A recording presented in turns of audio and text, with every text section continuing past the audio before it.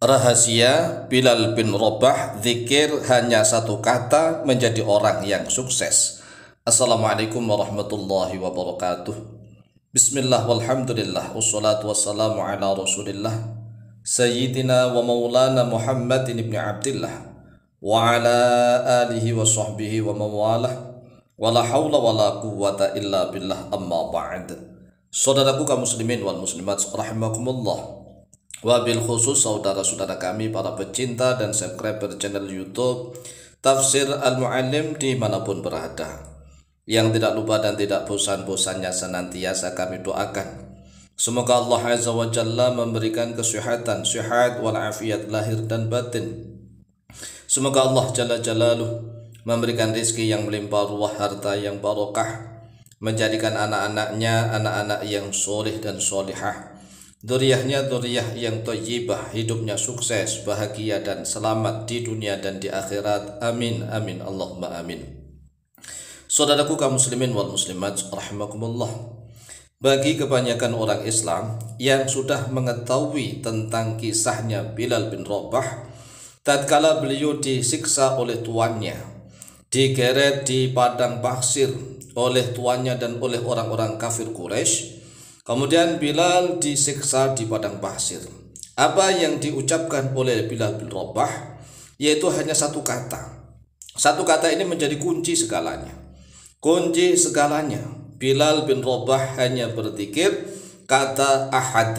Ahadun ahad. Ahadun ahad. Ahadun ahad. Lalu apa sih rahasianya kata ahadun ahad? Ahadun ini artinya adalah Maha Esa. Maha Esa. Lalu mengapa kata ahadun ini menjadi kunci? Begini wahai saudaraku kaum muslimin wal muslimat rahimakumullah.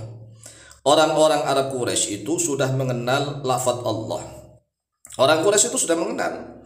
Orang-orang kafir Quraisy loh ya, bukan hanya kafir yang orang Islam nih, tetapi orang kafir. Orang-orang kafir Quraisy sudah mengenal lafaz Allah. Lafaz Allah. Buktinya apa? Buktinya kan banyak sekali nih.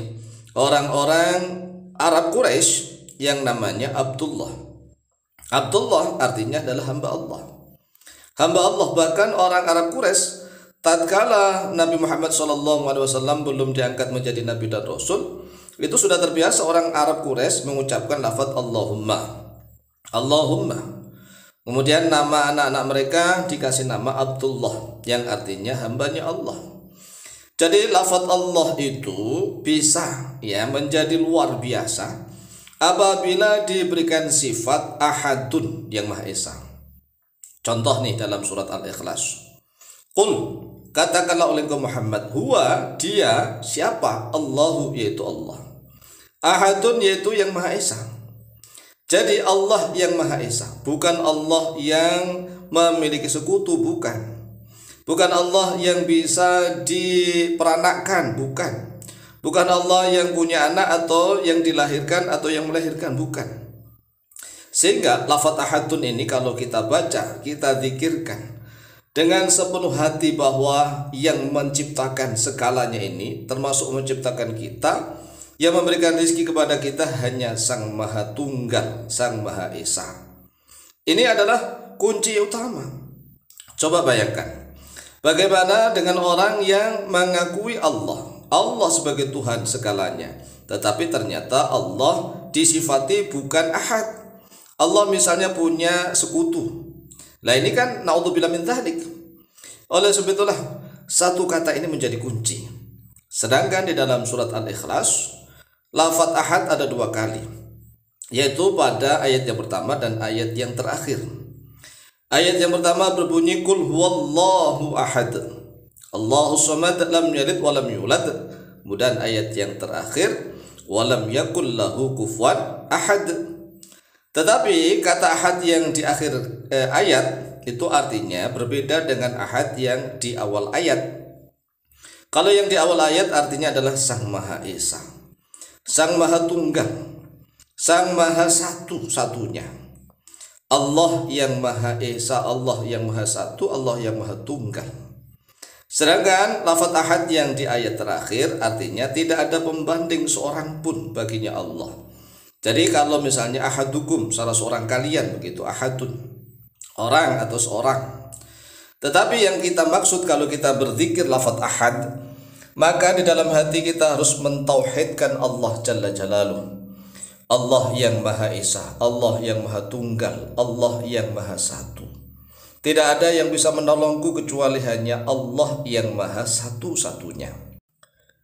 Tidak ada yang memberikan rizki kepadaku kecuali hanya Allah yang Maha Satu-satunya. Tidak ada yang mengubah kehidupanku yang awalnya sempit menjadi lapang, yang awalnya miskin menjadi kaya raya, kecuali hanya satu, yaitu Allah Jalla Jalaluh. Oleh sebab itulah, zikirkan kata ahad. Ahad, ahad. Kalau di dalam film Bilal itu kan ahadun ahad. Yang pertama ahadun dibaca, kemudian yang kedua ahad diwakafkan. Ahadun ahad, ahadun ahad, ahadun ahad, ahadun ahad. Lah, ini kapan menzikirkan lafaz ahadun ahad? Kapan saja. Kapan saja. Terutama tatkala kita benar-benar ingin sukses dalam hal segalanya. Karena Bilal bin Rabah saja yang seorang budak, ya, seorang budak awalnya, tetapi menjadi sukses mulia, bahkan pernah menjadi seorang gubernur, ya kan? Coba gubernur nih. Seorang budak menjadi gubernur, menjadi pejabat dan mampu gitu, cakap, sukses dunia akhirat. Oleh sebab itu mari zikirkan zikirnya Bilal bin Rabah, yaitu dengan ucapan ahadun ahad, ahadun ahad, ahadun ahad, ahadun ahad, ahadun ahad, ahadun ahad, ahadun ahad, ahadun ahad, ahadun ahad. Nah, ini minimal dibaca 100 kali, ya, 100 kali. Ya, seumur hidup minimal juga diamalkan sekali, minimal tatkala mendengarkan video ini langsung diamalkan. Membaca ahadun ahad sebanyak 100 kali. Ayo coba. Ahadun ahad, ahadun ahad itu sudah 2 kali loh ya. Ahadun ahad itu 2 kali. Kan yang pertama ahadun, yang kedua ahad. Ahadun ahad, ahadun ahad, ahadun ahad, ahadun ahad, ahadun ahad, ahadun ahad, ahadun ahad, ahadun ahad, ahadun ahad, ahadun ahad, ahadun ahad, ahadun ahad, ahadun ahad, ahadun ahad, ahadun ahad, ahadun ahad. Tetapi jangan hanya di mulut saja loh ya. Ingat nih, di dalam hati, mulai dari pikiran kita, hati kita, seluruhnya apa yang kita miliki, mulai dari jiwa, raga, dan sukma, semuanya ikut berzikir mengucapkan lafaz ahadun ahad. Dan harus meyakini bahwa yang kita maksud adalah Sang Maha Pencipta, Sang Maha Tunggal, Sang Maha Esa, Sang Maha Satu-satunya. Itulah yang akan memberikan rizki dan memberikan kesuksesan di dalam kehidupan kita, baik di dunia maupun di akhirat. Demikian, silahkan diamalkan. Insyaallah mustajabah biidnillah. Wallahu ta'ala a'lamu bishawab.